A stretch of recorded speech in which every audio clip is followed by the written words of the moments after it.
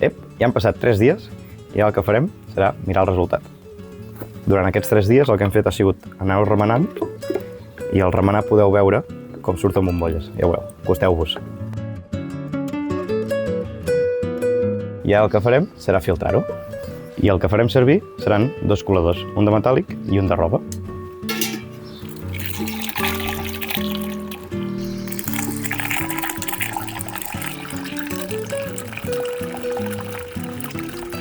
Ara, un cop filtrat, ho tornem a posar dins de la dama joana, uns 15 dies amb el fil i el drap, perquè pugui respirar.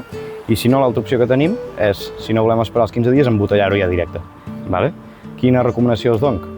Doncs que ho feu amb ampolles amb tap de gasosa, perquè si ho feu amb ampolles de vidre normals hi ha el perill que pugui explotar. I ara fem la segona filtrada. I per últim, posem el drap, ho deixem 15 dies més i ho embotellarem. Check!